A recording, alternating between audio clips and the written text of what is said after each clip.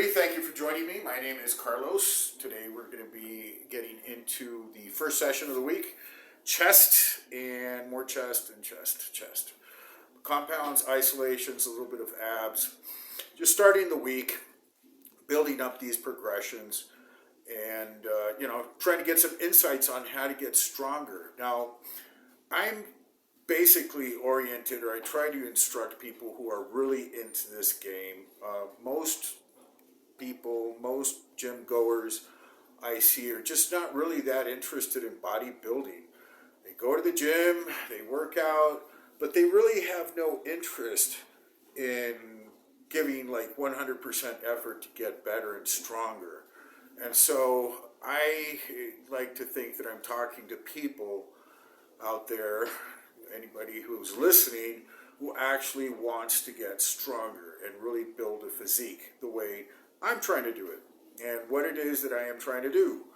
Well, I'm trying to get stronger over time, trying to build more muscle, trying to lose body fat, increase my health, and increase my stamina and overall conditioning as I get older. Now, as far as the strength training, it needs to be very focused and very on point over a long period of time to actually build real strength. Most people, when they go to the gym, if they put in some effort for the first few months, they will progress and they'll reach certain strength limits. They'll hit plateaus pretty quickly. So say a person can bench press 2 plates and they're there for quite a while. You see them, over a span of 6 months or a year, or you come back even 3 years. They're basically lifting the same weights. Now, how does a person progress from a high level? A person who's bench pressing 2 plates is, he's graduated beyond what most people can lift at the gym. But how does he go from 2 plates to 3? That's the trick right there. Does he really want to? Is it worth the effort? Is it worth the risk? Now, if you really want to get stronger, if you're already strong but you want to get stronger, you have to apply progressive overload in a very methodical, in a very scientific, in a very, very constant manner. Like this has to be, you can't fail over a course of 3 to 4 months. You can't miss a workout. You can't miss rep PRs. You can't miss increasing some parameters some way. Now, this obviously takes a great commitment. Most people are really just not that willing to put in that much effort. Now, if you're one of those who really wants to put in the effort and get stronger, this is how it's done. You have to use progressive overload. You choose your exercises wisely on which ones you want to gain strength. So, brings me to today's session, the bench press. I am rarely doing free weights now. I am doing the Smith incline. That's my chosen tool that I want to build out, and my goal is to reach 3 plates, 315 pounds for 4 to 5 reps. If I do that, I will be satisfied that I have attained a significant level of strength for me at 190, 185 pound body weight, at 5'11". I'm pretty, I'm not that built out, but I want strength also. This is like my primary goal is strength. So if I can reach that goal, I will be satisfied. So you go in, say you're doing 2 plates, and the other thing is that you need to stay at a low rep range, low reps.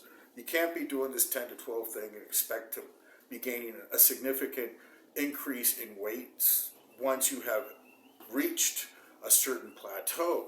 That's not how it's done. Maximum strength is built through low reps. Now, some people really denigrate on singles and doubles and, doing 5 reps. They say it's like, that's, what's the point? You're not going to build muscle. Strength is built in those rep ranges. The 1 rep max is where the absolute strength is built. So whoever's been telling you these things, or, they're not understanding or they're not being truthful about it, because every strength system, every powerlifting system includes singles, doubles, and triples. Why? Because that's how you get freaking strong. If you're trying to do 10 to 12 reps, you're dissipating your strength potential. You will not be able to lift heavy weight once you get into the heavier weights. You do 12 reps, you do 10 reps, you're already fatiguing your muscles. Those reps are great for building hypertrophy, for congesting the muscle and doing other things. But if what you want to build is strength, and I believe that you should build out strength first, and then you can indulge in hypertrophy and do reps much easier. Like once you can bench press 3 plates for 5 reps, 2 plates, you're going to be doing 15 to 20. Whereas I'm sure if 2 plates is your max, you're struggling to do 6 or 8. Right? Isn't that the truth? Okay. But once you get strong, high reps with higher weight becomes easier, and it's easier to build out more muscle. One thing builds on the other. So, building progressions. Let me take you through my particular workout. For months, I'd been building out the 225. I had started with 2 reps, then 3, and then, 4.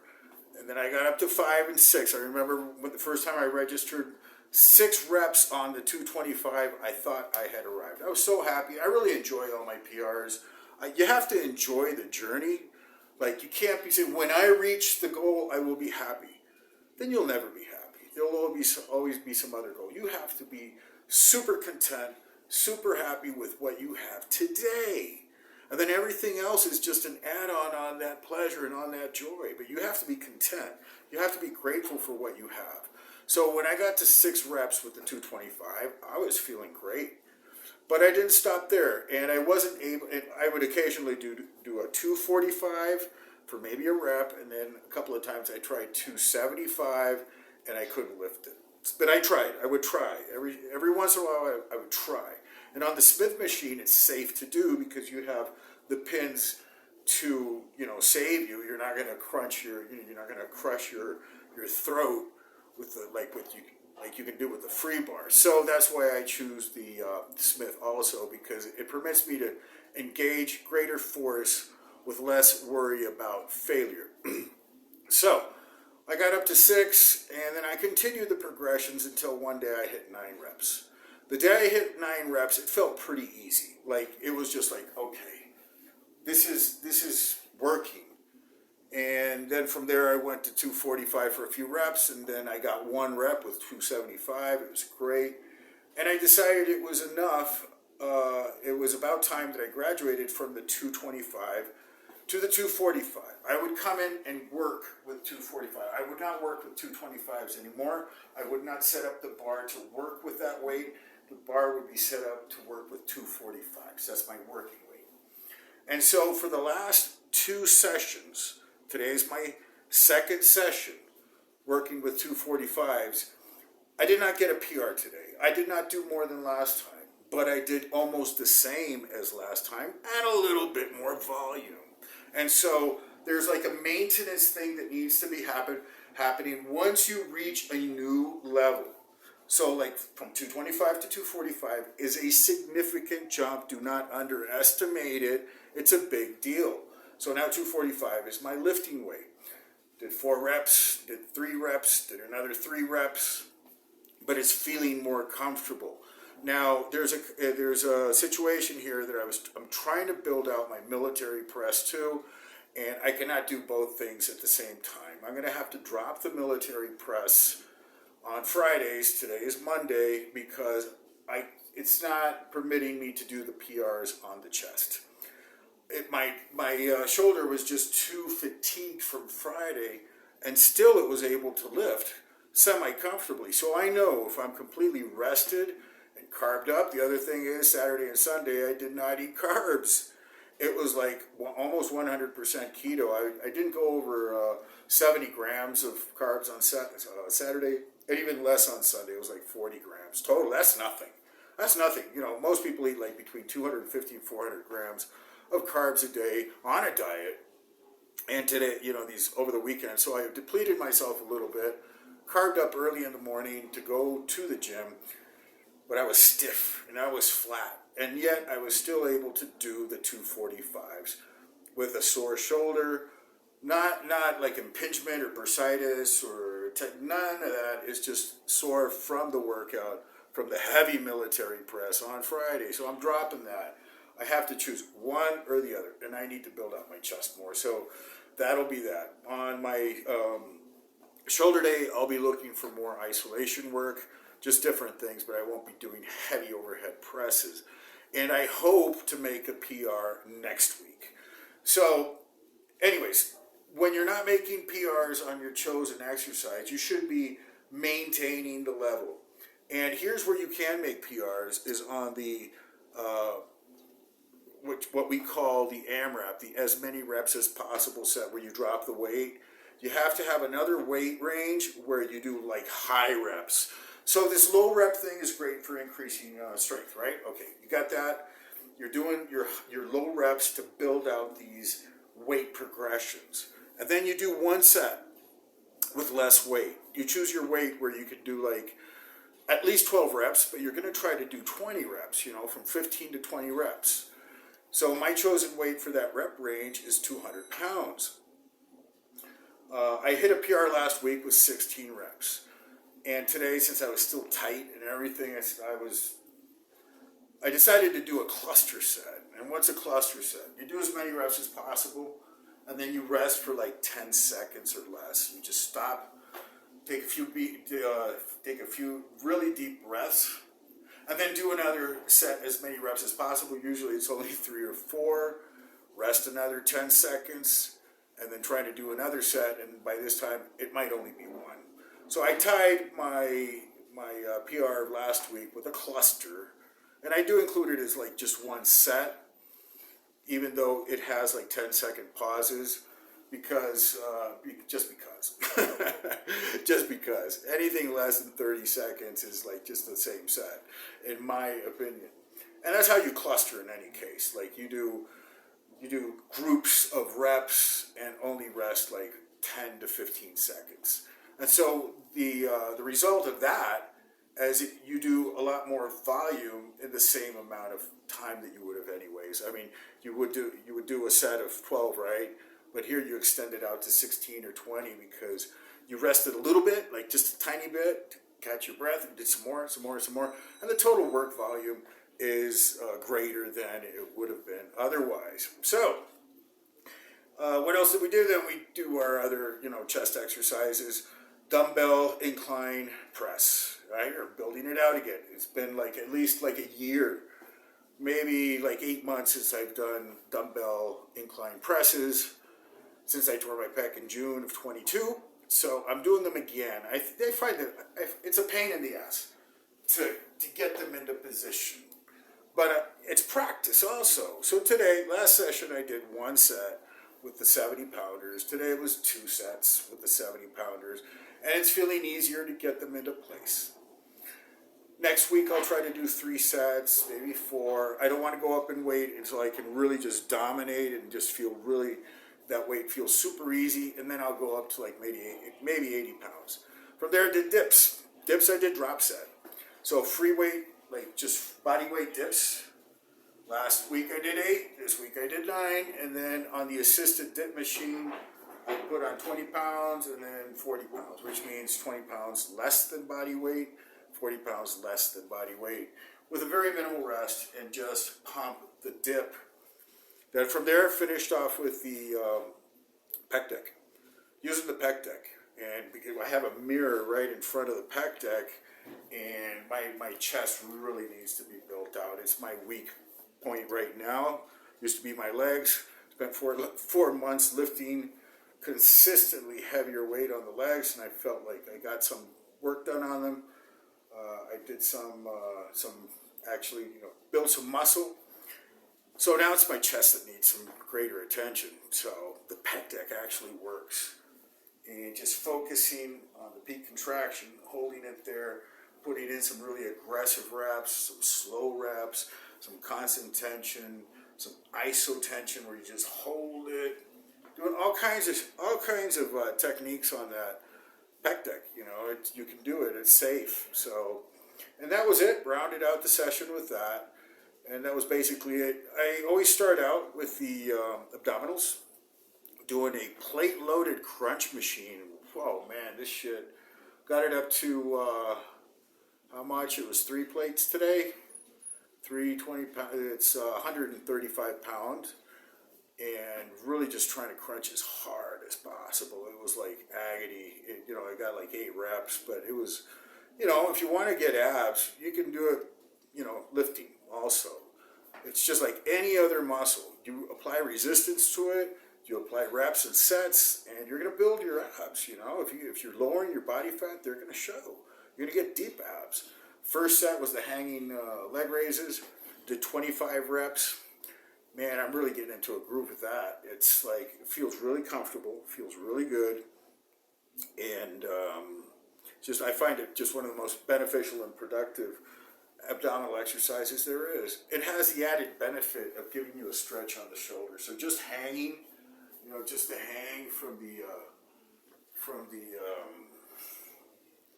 the apparatus is actually very therapeutic on the shoulders.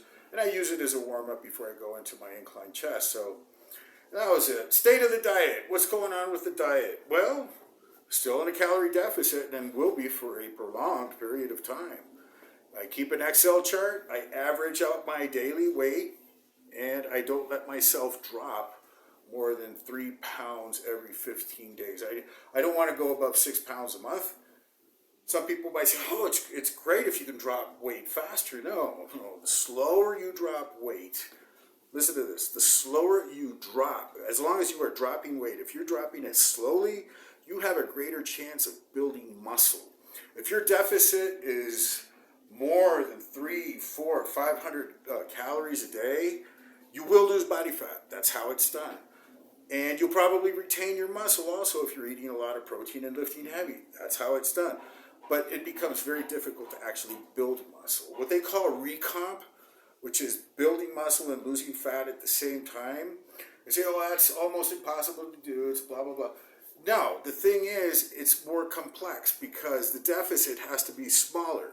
And what happens if you're working with a smaller deficit? You can blow your diet with one snack, once a week.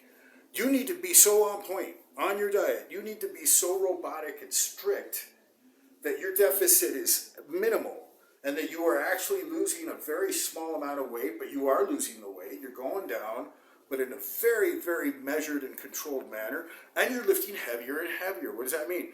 The food that you're eating, the protein that you're eating is going to your muscles. You're burning your fat. If you're getting stronger, you're probably building muscle. In no ways are you losing your muscle. And so, in my opinion, that's the way to go. And I think that's it's the misunderstood concept of main gaining that Greg Doucette has been pushing. In this case, I feel main gaining is more conducive to recomp than actually building muscle. Like if you want to, okay, I'm on a cut, I want to lose body fat. But if my thing was I really just want to build muscle, I wouldn't do a main gain. I would go more aggressive on the calories on the way up.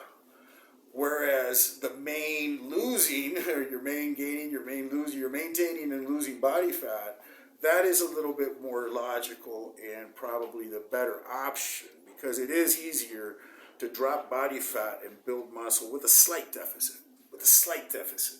Again, it requires greater discipline, greater control of your data, of how much you are actually eating. You cannot cheat. You cannot blow your calorie intake for any day during the week because it's so slight. You're cutting only 200, 250 calories a day. You go and blow it with 800 calories, you pretty much screwed up your week, and then, then it's all off. Then it's not working. I mean, you need to drop every single week a little bit. And so that's where I am, guys and girls, whoever's out there listening. So, to recap what I've been saying, choose your exercises that you want to get stronger on.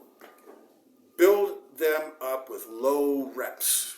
Keep a chart. Track your lifts. Once you get beyond 6, 7, 8 reps, it's time to graduate and put more weight on the bar and stay with that weight as a working weight. You do not negotiate that. You don't go back to your comfort zone and lift 2 plates again and then go up. No. It's like, this is where you are now. You have to level it up and stay there, even if it's freaking uncomfortable on that first set. That's what it takes. And then you do an AMRAP set, which is the back off set, where you do as many reps as possible with a lighter weight. And here you try to go for very high reps, but it's still a weight that is challenging. And once you reach 15, 20 reps, then you increase that weight also. And then you try to, again, to go for your 12 to 14 to 15 to 20, and then you repeat, rinse and repeat, and the whole thing. You should be getting stronger, not week by week, but year after year. This is how long it takes. When you go back and see your charts, damn, last year I was only lifting 175, and now I'm lifting 245. And the next year should be I'm working with 275s. Don't underestimate these things. Those are significant weight gains. Most people never make that type of gain. They stay at a plateau forever, go to the gym, their comfort zone, they go to work out, they go to exercise. They do not go to train. Training requires a different mindset. So that'd be all for today. Oh, recap on the diet. Slight deficits can create muscle and lose body fat at the same time. God bless everybody. We'll see you in the next video. Intensifying every single session, every single week with the abdominals, just leaning hard into this discipline of the abs. There are times when I kind of slack off, periods of times where it's just like an accessory, an afterthought. But when you start making gains on something, you want more and then more and more. And so I'm starting to see some ab definition. The line on the oblique, between the obliques and the abs are starting to come in. I still don't see the six-pack as a deep six-pack or highly defined, but it's visible.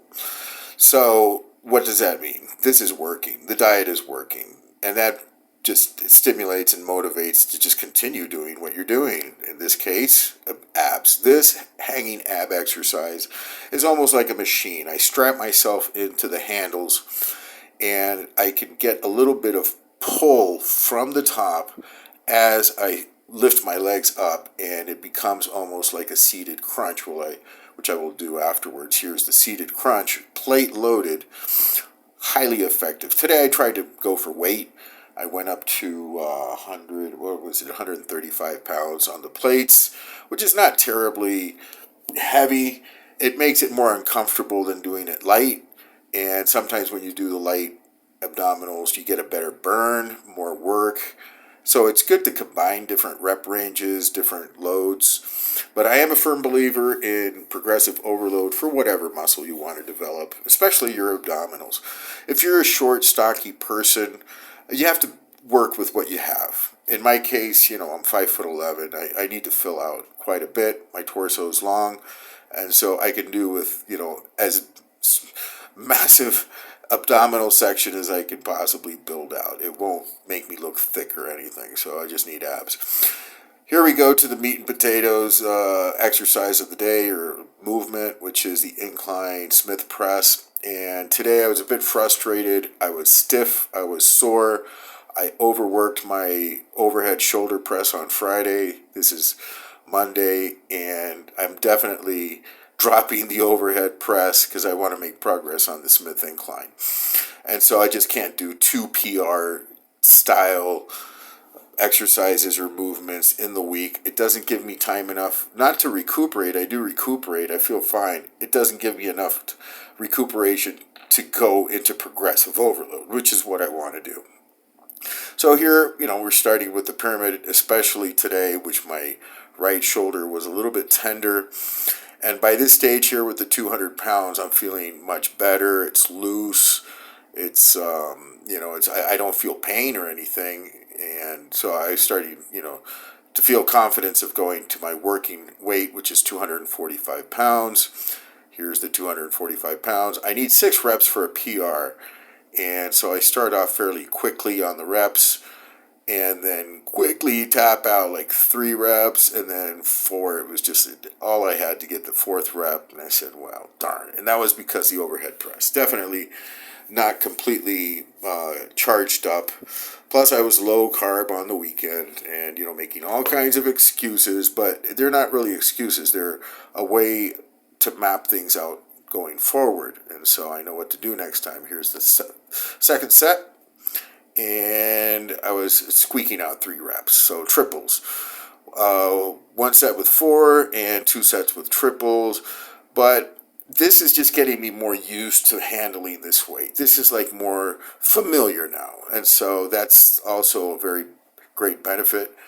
And here's my AMRAP set. AMRAP is as many reps as possible. I needed 17 to get a PR. And today I had all kinds of people walking in front of the camera. What am I going to do? It's a public gym. Some people are really cool about it. I find some people are just absolutely clueless. They walk around the gym with zero situational awareness. So stop, So here I'm clustering. I reach as far as I can go. I stop for a few seconds, like less than 10. I understand clusters like 15 to 20 seconds. Here it's just like 5 to 10 seconds. And grind out a few more reps. Wait for another few seconds. And I clustered my way to tying my PR. Here we go. Last attempt on the cluster. I thought I was going to get like 2 or 3.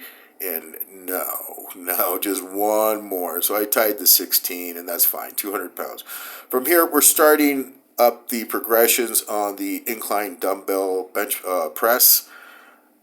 And I haven't done these a long time. I'm starting to do them again. Last week, I was very cautious with 50s and 70s, just did 2 sets. Today, it was 2 sets with the 70s, increased 1 rep over last week, and that's how it goes.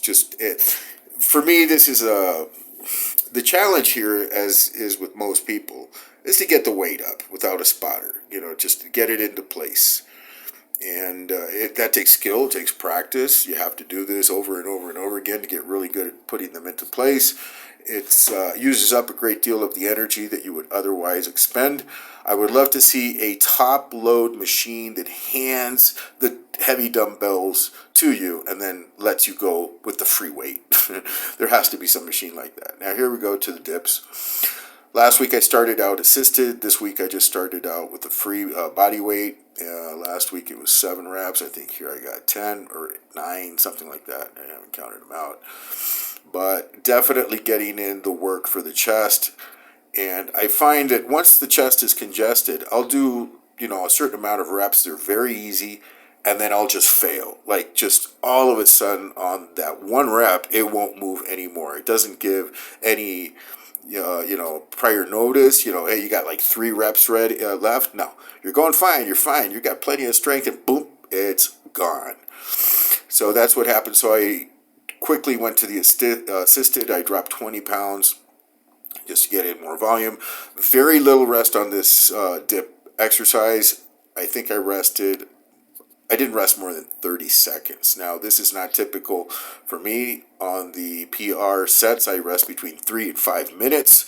When I'm trying to get in volume, it moves fairly quickly. Same thing here with the pec-deck. I grab the handles much higher than not. It just seems to work better for me. I did experiment with different handle angles today. And here my working range is between 100 and 135 pounds. I was using the machine with the gentleman in the back in the white shirt, and he would put on the full stack. John, that's his name. He's an IFBB ex-competitor. He doesn't compete anymore, but that guy is strong, man. And so we kind of hang together sometimes and lift. And he had the full stack, and we were going back and forth. Here I have the same handle angle and just trying to get in like an aggressive pump on the chest. My chest is really, really small compared to everything else, and I'm not like the biggest guy, but it is pathetically small. When I look at myself in the mirror, I have a mirror right in front of me, so I can really focus on the fiber, on the contraction, exactly what I'm doing.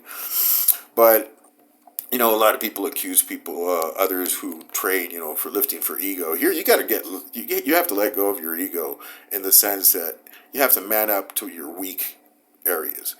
And say in my particular case, I know my chest is pathetic, it's absolutely pathetic, for a lifter, for a bodybuilder, and I've gotten up to 320 pounds on my bench press with nothing to show for it. And so here I'm just really, week after week focusing on these isolation chest exercises after building my strength on the incline Smith, which I believe gives me better chest development than the flat, free weight bench press, which is dangerous also. For me, I don't want to tear a pec again, which I did last year. And so here, just getting in the extra work volume. And that's pretty much it for today. It was just very focused on the chest and do any other accessory movements. And all in all, it was a great workout. I'm trying to include a little bit more forearm work to bring out the vascularity on the forearms, and they're starting to come in. So that was it, guys. Thanks for watching. Don't forget to subscribe, share, post notifications, hit a like, and God bless everybody. We'll see you in the next video.